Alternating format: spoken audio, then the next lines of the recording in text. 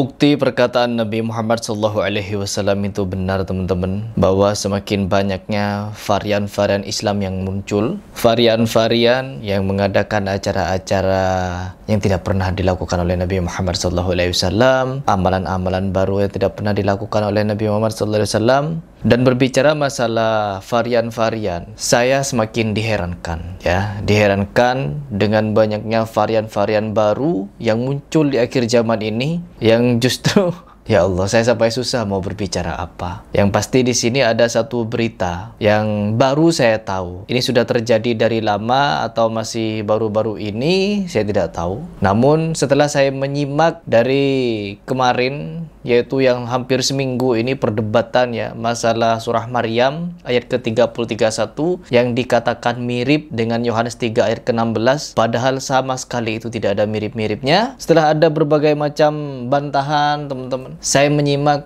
ya Allah, ternyata ada orang yang mencari pembenaran, ada orang yang mencoba untuk menjadi pahlawan, ada juga orang yang ingin menjadikan dirinya sebagai pembela dan apalah itu. Sedangkan kita yang tidak terima Al-Quran surah Maryam ayat ke-30-31 dimirip-miripkan dengan Yohanes 3 ayat 16, kita yang salah.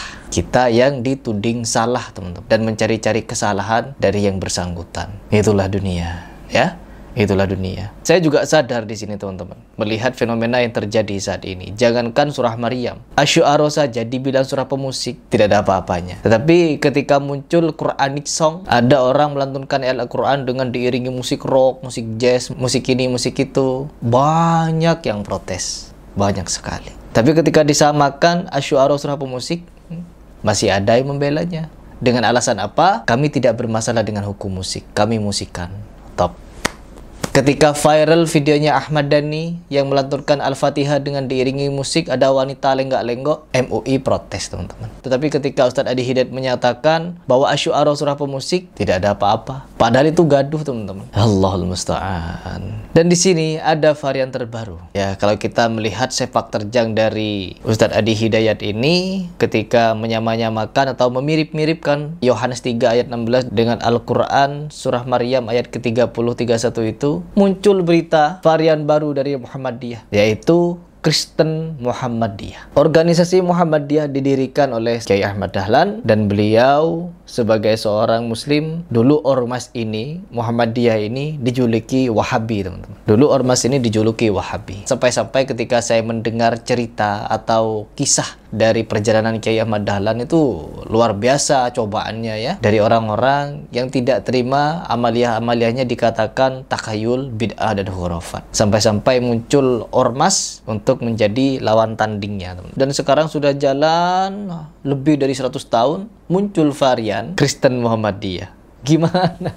Ya, ketika saya membaca beritanya Kristen Muhammadiyah ini bagaimana ceritanya, ya Allah, ya Allah. Dan juga, teman-teman, untuk menjunjung tinggi nilai toleransi, katanya, kata Ustadz Adi Hidayat, dia sampai memirip-miripkan ayat surat yang sebenarnya sama sekali tidak mirip. Mau dibaca dari asbabun nuzulnya surah Maryam itu, tafsirnya surah Maryam itu, gak ada mirip-miripnya dengan tekstualnya Yohanes 3 ayat ke-16, baik dari tafsirnya yang dibacakan Qodhondi kemarin itu. Yesus menjadi Mesias utusan Allah di dunia, lalu dia menjadi perwujudan Allah di dunia. Top. Mirip katanya dengan Al-Quran. Bagaimana itu akidahnya, teman-teman?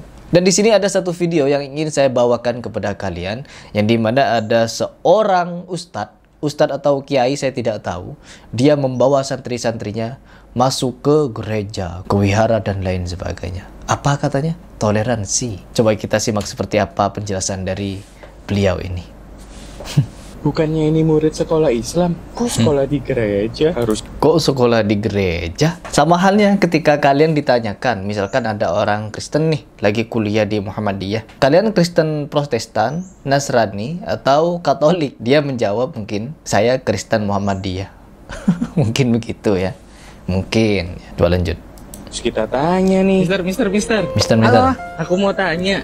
Oh, Mister, teman-teman, bukan Ustadz ya. Jadi ada julukan baru bagi seorang guru, yaitu Mister.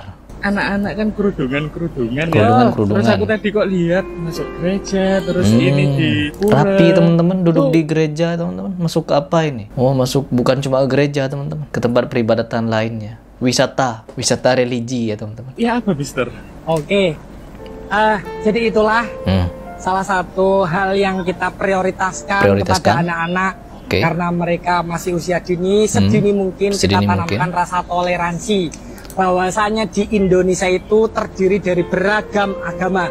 Nah, kalau terdiri dari beragam agama, kita itu di dalam pendidikan dari usia dini, kita tanamkan dulu tauhidnya, ya.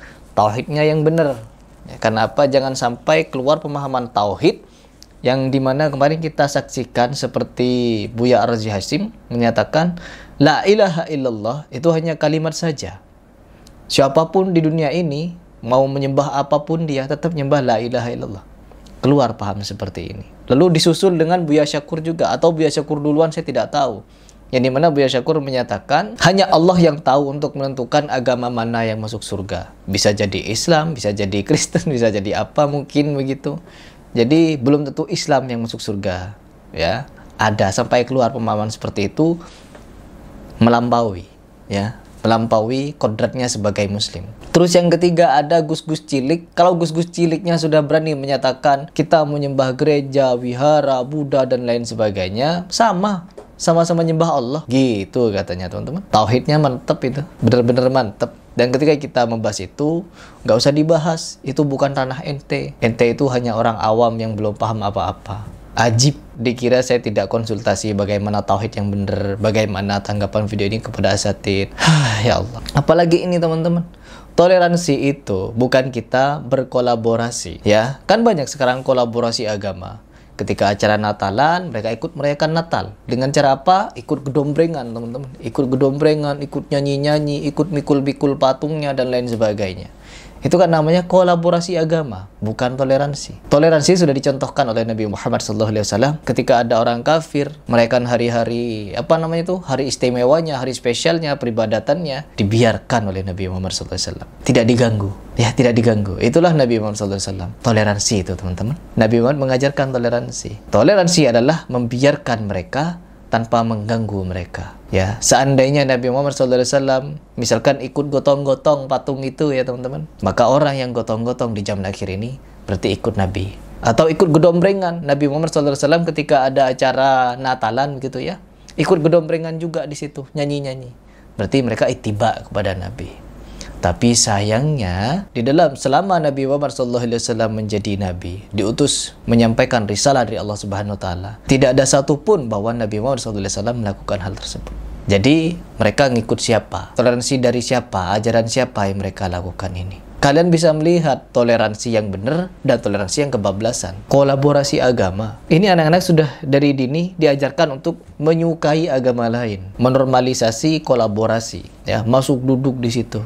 Ya Allah, lanjut dulu. Ada 6 agama yang diakui, beragam suku, beragam kebudayaan. Tadi kita sudah berkunjung ke kelenteng, kemudian ke gereja, dan sekarang kita berada di pura, salah satu pura yang tertua di kota Kediri. Setelah ini kita akan ke wihara, dan terakhir nanti di masjid untuk sholat zuhur. Masya Allah. Oh, ini berarti program untuk melatih anak toleransi sejak dini ya. Betul sekali. Keren juga ya, sekolah di Denak udah dilatih toleransi. Keren, betul-betul. Ini bukan toleransi ya teman-teman. Ini kebalikan dari toleransi teman-teman. Ya Allah. Ini berpotensi, ya, ini berpotensi mengarah kepada liberalisasi. Ya, ingat itu, hati-hati kalian yang memondokkan anak kalian, menyekolahkan anak kalian. Nanti diajari seperti ini, berujung entahlah. Jadi apapun nanti mereka di masa depan, harapannya tetap toleransi dipegang teguh, bineka tunggal. Iya, makasih banyak ya Mister. Oke, saya gabung dulu. Ya, begitulah teman-teman, toleransi katanya. Kalau saya tidak melihatnya sebagai toleransi, saya melihatnya sebagai normalisasi, ya, menanamkan rasa suka kepada agama di luar Islam. Ya, saya tidak bisa berkomentar apa. Pada intinya, saya tidak akan merekomendasikan keluarga-keluarga saya, anak-anak saya untuk mengambil pendidikan di institusi-institusi yang model seperti ini. Toleransi itu ada babnya, Pak, dan itu diajarkan oleh Nabi Muhammad SAW. Tanpa kita bersikap over, ini kan over ya, dan berpotensi bisa mengarah pada kolaborasi, dan itu sudah kejadian. Ada bukti videonya. Semoga kalian bisa berpikir.